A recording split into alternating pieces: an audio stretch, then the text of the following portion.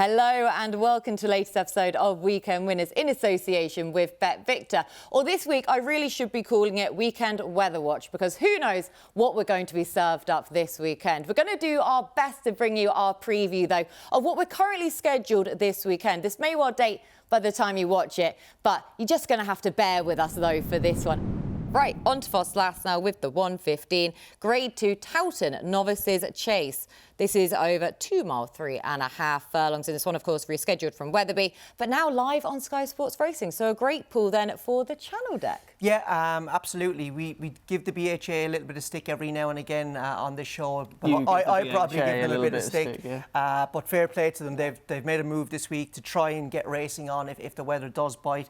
And hopefully Ffos Las will go ahead. So kudos to the BHA. Hopefully we all get a bit of luck and we have some racing here. Yeah, but a great race for the channel to get. We're used to losing good races like the Clarence House going to Cheltenham and whatnot. So it's nice to have a nice race come here. We don't have the decks, Katie Tracey, which you didn't mention, which I always think is very important. So I'm getting my excuses in early. So we'll have to see how many are declared because there's an awful lot of pace in here. There's a lot in here. And that would be a little bit of a negative against my horse, Sherry Dam, who is our front runner. So I'm hoping there's I'm hoping she's declared, obviously. And then I'm hoping there's quite a few non-runners, which will allow her and Harry Skelton to get loose on the lead and go very close. I tell you what, I don't remember many mares taken to fences as well as she has done. She was dynamite around Carlisle and she was brilliant again at Warwick it was, yeah. It's actually probably maybe a small negative that the race isn't at Wetherby because I think those prominent races who travel strongly are really suited to Wetherby. But she's just incredibly likeable. She's taken to fences so well. Another horse for owner Darren Yates, and it sounds like he's getting out of the game at the end of the season. But this is a mare I think plenty will be sniffing around. Maybe JP will go in again. I really like her. Her jumping is incredible, and I think that will set her up nicely to go and run really big against the geldings. She does have to carry a penalty, which makes life tough. But yeah, we'll see. I do like her. I'm a big fan of her. I'm obviously a big fan of the Skelton Yard there. A serious operation. I feel like I've heard her name in the past week more than I've heard pretty much any other horse as well, from a certain podcast more so than anything else. The fact that she's just been mentioned time and time again in association with her own owner mate, as it were, then, who of course was a big sale for JP earlier on in the week. But Sherry Dam for Deck then. Sam, who did you like? We're going to keep talking about Sherry Dam because I'm in complete agreement with Deck.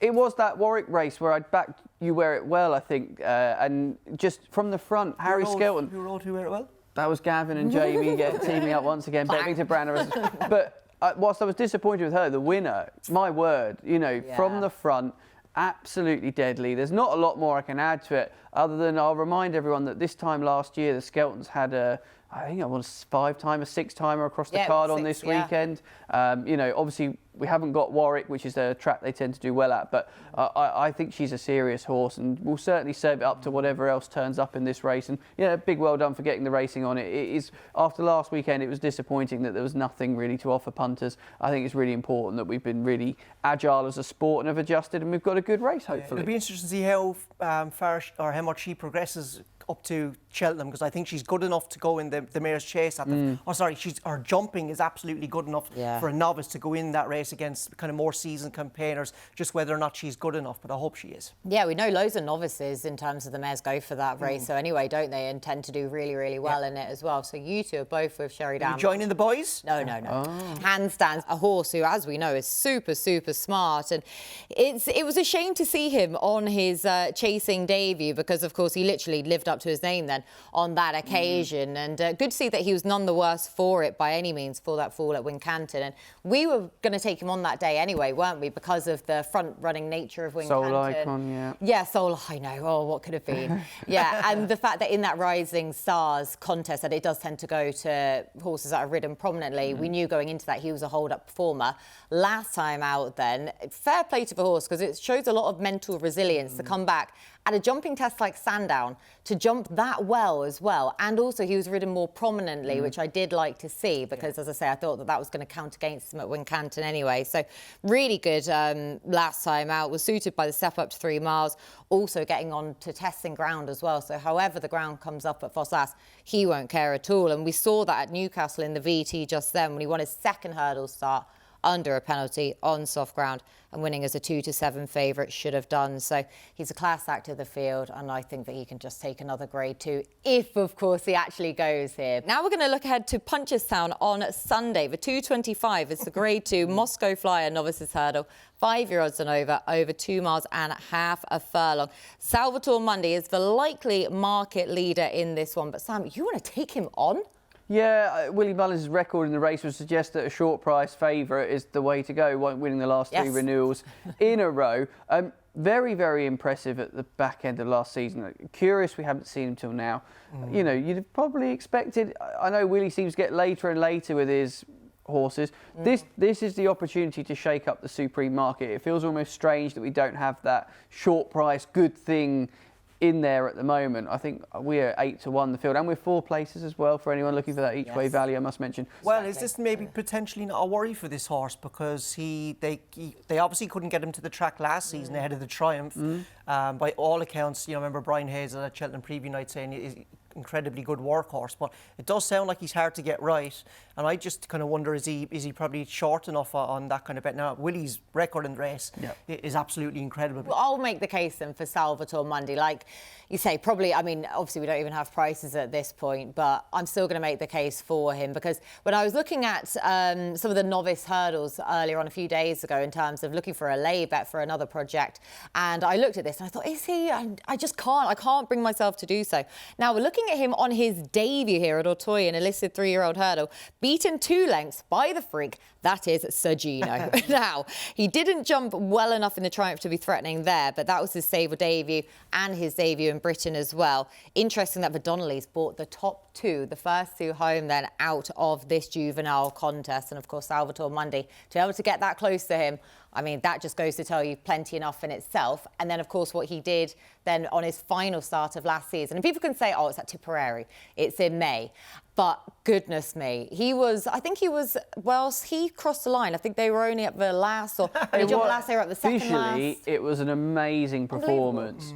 I can't recall whether the clock backed that up or not, but yeah, you can understand why people would want to be with him, and with Willie's reputation in the race, Kate. You may be right and I may be wrong, but yeah, I mean, he wears a hood, he makes up. Be interested to see how he's ridden, but I thought that I would just tee up just so we had that form guide more. Well, so it's than interesting we anything had that else. form guide, because I read a good piece in the week. I can't remember where I read it now, but it was Jerry McGrath bought Sergino for Nicky Henderson, who obviously ran in that race. The deal was done 4 hours after the race to get him to Nicky's.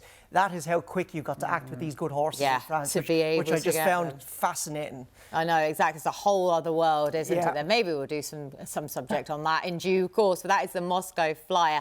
Right, now hopefully a race we will be getting is the Champion Hurdle come the Cheltenham Festival in March. On the 11th of March, comes up at 4 o'clock if you wanted to know this far out. Of course, grade 1 contest, 4-year-olds and over 2 miles and half a furlong. Ante-Post, look, as it currently stands in this one, Deck Constitution Hill 4-6. Yeah, obviously, I probably still think the horse to beat. If the Constitution Hill that won the Champion Hurdle 2 seasons ago turns up, he'll eat all of these for breakfast like he did that day. But I think it's fair to say you can probably pick holes in the form of the Christmas Hurdle. Visually, it was great to see him back. I thought he jumped well. He travelled really strong. He did everything easy, and I think he will absolutely step forward for the race. But at the same time, Lossiemouth was very cold over the first couple of hurdles. Maybe didn't look at her brilliant best, although at the same time, I don't think she was miles below her best either. And then, the presence of Burdett Road in third. Was he rated 142? Something like that coming into the race. He was beaten about 9 or 10 lengths. You can pick holes in that. And I just think it's a very good time to have an each-way bet in the race, because Constitution Hill is taking such a big chunk out of the market.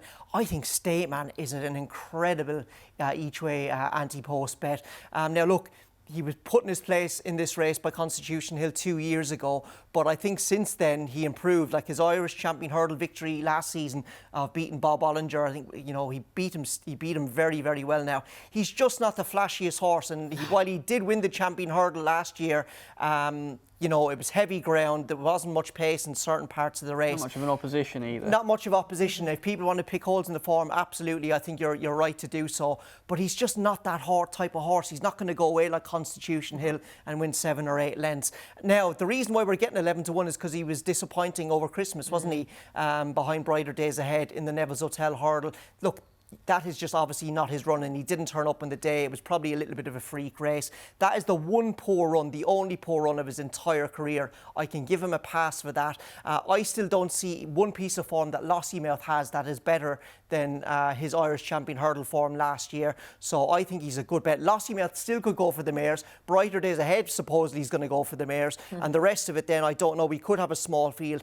I think at 11 to 1, put your faith in the Willie Mullins and the Willie Mullins team, getting him back to his best. He's a great each-way bet. Isn't he just a solid each-way bet in this one? We know he's going to go here, Sam. Yeah, and I suppose when we look at markets like this, it's about what opportunities are there for the prices to shake up and change. And should he go to the DRF and bounce back to his best, we're not going to leave him, are we, at a double-digit price? He will then get trimmed in. Declan's also probably taking a bit of a punt that both of those mares won't end up in here, and I think that's a really fair assessment, Declan. I'm going to come down the side of being a bit more of a positive person about Brighter Days Ahead ending up here rather than the mares race. I can see Lossiemouth defaulting to the mares, and I'd love to see Brighter Days Ahead take her chances. She should run here. Given what she did at Christmas, she should run. She should. If that's literal, if that race pans out as it did, and if there isn't as many excuses for Statesman, she has put in an absolutely sensational performance. And I almost think we didn't talk enough about it. Maybe it was because there was the chat about, well, the mares race and things like that. Maybe that almost took away from the visually impressive performance. And there's a lot of racing at Christmas, but for me, this really stood out. From a betting perspective, if people have got any interest in just some facts and figures, Constitution Hill, I wrote a piece about this midweek for us. The worst result in our Ante-Post, but we've got loads of people that got 9 to 2.